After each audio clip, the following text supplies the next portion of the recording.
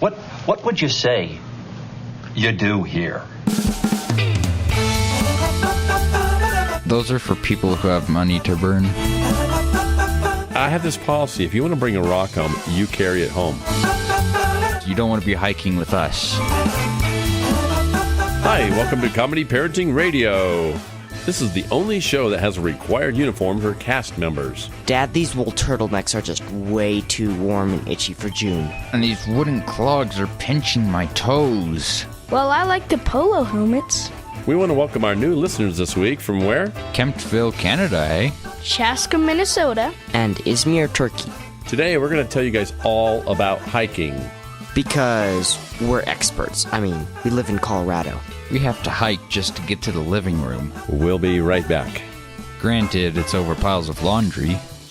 Confessions of a Potentially Perfect Parent, brought to you by AdoptUsKids.org. I know more about cooking dinner for a party of 12 than about packing a lunch for a 12-year-old. I know kids like things like fish sticks. Fillets, I get, but sticks? Maybe we can just compromise on mac and cheese. Can you make that with Brie? You don't have to be perfect to be a perfect parent. There are thousands of teens in foster care who would love to put up with you. Call 1-888-200-4005 or visit AdoptUsKids.org for more information. A message from the U.S. Department of Health and Human Services, Adopt Us Kids, and the Ad Council. Comedy, parenting, radio. But I would walk 500 miles and I would walk 500 more. We live in Colorado in the really, really high country. So we can only relate to this and maybe some hiking in the canyons, okay? So Yeah. This little path through the woods, in your city park is not really where we're at here. It's a bit too Mellow. No, we do the kind of hikes where you either die from the rapids of the water you have to cross, or from the snow avalanches, or from the rocks falling on your heads, or wild animals attacking you, or lightning, or high winds blowing you off of a ridge. Sure makes me want to not go up there. Why hike? to get away from the crowds. We don't have anybody living within a half mile of us. That's why other people hike. Yeah, what's funny is they'll go look for a secluded spot that's really, really popular. Mm-hmm. So popular that they have to limit the number of hikers going in there. Hanging late. A cough. For the exercise. Oh, yeah. Don't people exercise anyway, like go to the gym? What's that all about? That's for the weaklings. Those are for people who have money to burn. So poor people hike for exercise. Yeah. Or they just work. Like, to quote the crazy Russian dad, what is a workout? We don't work out, we work. I like to hike to take photos. Dad, you would take photos in your sleep. I just like taking photos. What kind of preparations do people need for hikes? Boy, there are all kinds of preparations you need to make for a hike. Well, I guess it depends on how long of a hike you're going for. Let's say 5 minutes. I don't need anything. A rain jacket, maybe? Some water? No. 5 minutes, you walk there, you walk back. Come on, in Moab, I drank one water bottle every time we went on a hike for 4 minutes. Money? Why is that? Because on a 5-minute hike, all you're going to do is go into the store and come back. Okay, what about a longer hike, like a day hike? 14 packets of gummies, 1 bottle of water, 1 canteen, One bottle of water? He did say a bottle of water and a canteen. Yeah. We don't know what's in the canteen, maybe chocolate milk. Yeah. As long as it doesn't make your lips peel. Boy, for a day hike, there's so much you have to bring along. You know, you have... Well, for equipment, for example, you need backpack, a raincoat. You're gonna need a fleece or something warm, like a hoodie. You're gonna need your teddy bear. It also depends if it's an Old Testament definition of a day. Yeah. And the morning and evening were the first day, so it's like 24 hours. Yeah. Well, you said that backwards. And the evening and the morning were the first day. Yes. No, just during the daylight. 12-hour hike, maybe 8 hours, maybe 6 hours. Mm-hmm. Well, you also have to think of, like, do you need ski poles or a walking stick? Why would you need ski poles? I don't know. Maybe you're walking along the ridge and it's like one of those needle ridges, you know? You need food, water, a medical kit, a rain jacket, and ensure that you bring along 5-pound rocks. Okay, we're 12 of not them. all Spartans here, Elijah. We're not all trying to defeat Greece, okay? Are we going into phalanx up the trail or what? What's the most difficult equipment to obtain for hiking? Water purification tablets. Maps? Yeah, maps probably. Maps or... You're standing there at the trailhead, you pull up your cell phone and go, I'll just pull up a map of this place, and there's no connection. Well, Nope, it's we're either going blind. It's either maps or it's the 5 coins you need to pay the boatman and Cerberus to cross the river. So I guess maps and the entry fee. Ooh. You want to have a location to hike. And a purpose. Yeah. Yeah. And a loop trail is really nice, too. Like you go and come around and come back. Yeah, those are good. So like last year when we hiked around the White House about 8 times. Mm-hmm. Well, that and the Lincoln Memorial also has a loop trail as well. You're listening to Comedy Parenting Radio. We're talking about hiking, and we'll be right back.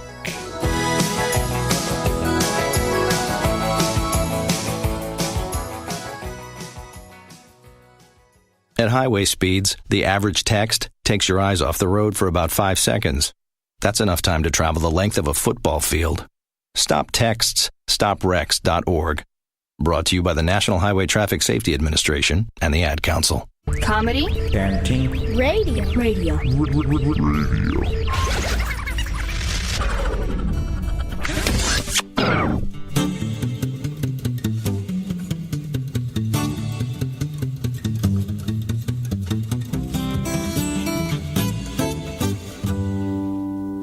You're back with Comedy Parenting Radio talking about hiking. We're doing a day hike right now. What's up?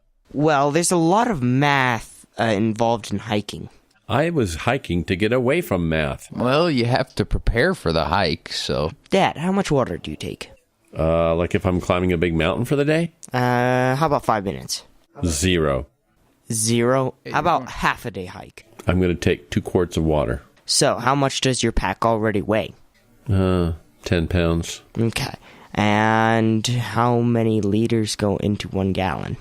I go by quarts. I don't hike in foreign countries, so I don't need to do liters.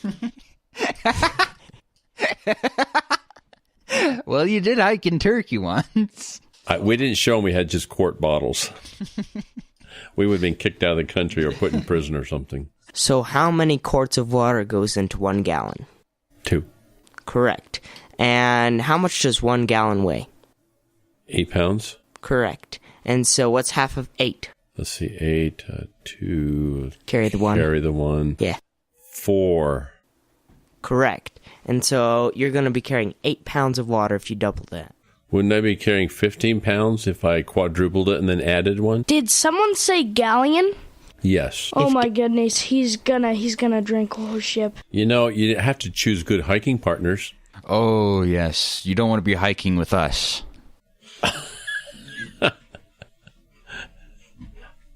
No, we don't really resemble anything like hiking group, do we? Yeah, we're all this nice rotund Pillsbury Doughboy shape, except for Elijah. Elijah's this little lithe, wispy. He's this Svelte. this long strip of tissue paper. He sort of looks like a Slim Jim with legs on him. And boy, can he move. When you hike, you have to set a pace. Yeah, otherwise you're going to end up dragging yourself across the ground. Have I ever told you guys about the rest step? Not the rest step again. Yeah, did you know that the rest step is used by climbers on Everest? No, I didn't know that. Dad, every single time we go on a hike, you ask if we know the rest step. I know. It's where you take your leg, and every time you take a step, you lock your bones, so you're getting a little bit of a rest per step. Dad, you always start the rest step as soon as you get out of the car. That way I can pace myself. Pace yourself in the parking lot. I like to take pictures and things like that and stop and smell the roses. And the worst part is there aren't even any flowers when you're stopping and smelling the roses. I'm looking at bugs or something. Well, you notice we always make it back to the car sometime. Last time we got back to the car 3 hours after everyone else. But we did get back. More techniques coming up. There are all sorts of techniques you can do for coming down the mountain. We haven't even made it up the mountain yet. Yes, but when you're going down the mountain, you can do the infamous step down without using any hands. It's not really a technique that helps you, but it just... What does step down without using hands have anything to do with hiking? Well, it helps you train your legs with your balance and all, you know? You're walking down a trail. Why would you use your hands at all unless you're dragging your knuckles like an ape? Well, there...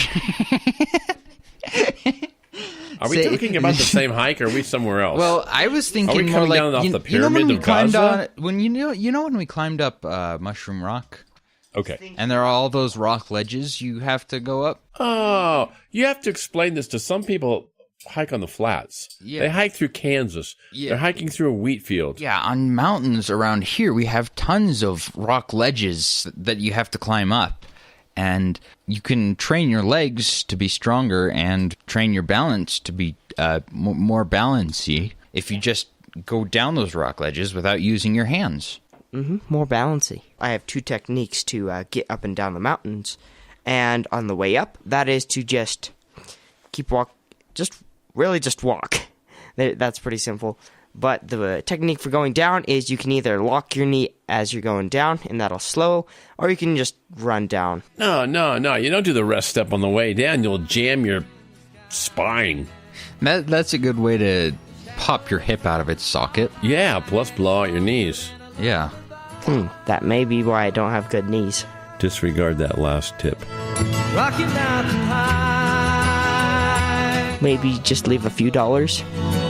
Rocky Mountain High in Colorado.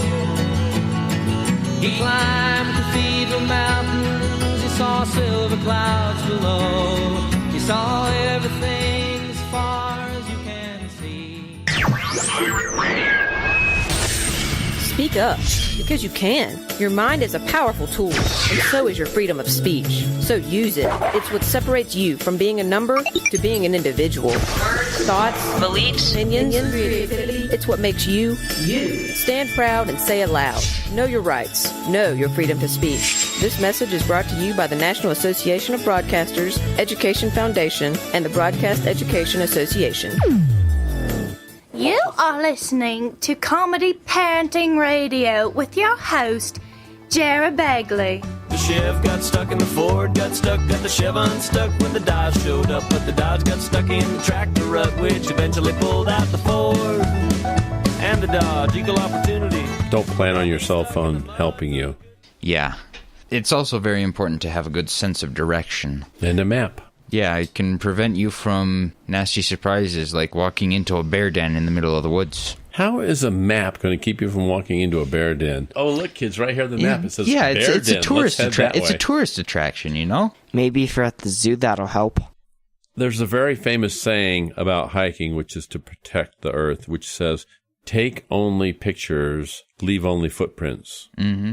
But we had one of my daughters, who shall remain nameless, remain anomalous, decided when she was a little kid that she wanted to bring a rock home. And it was a pretty nondescript rock. Mm-hmm. There was nothing about that rock that was nice. And it weighed about 5 pounds. Oh, boy. And she wanted me to carry it.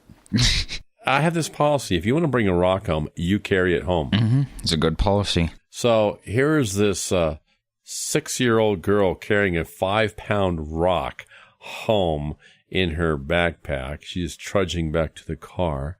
Yep. And because of how difficult it was to get the rock back, she fell in love with it. Oh, boy. That rock was like her child. Wow. We got home. She ended up putting a diaper on the rock.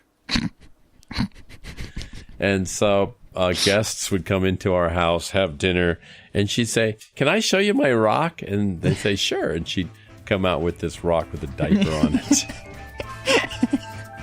You've been listening to Comedy Parenting Radio talking about hiking. I want to thank you guys for coming up here in the studio today.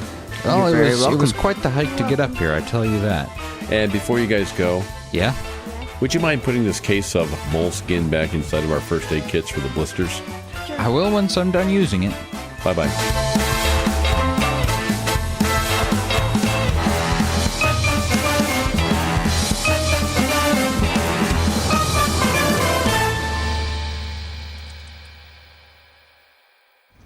right, hey. All right, good job, guys. Let's just not come in tomorrow. Let's just take a day.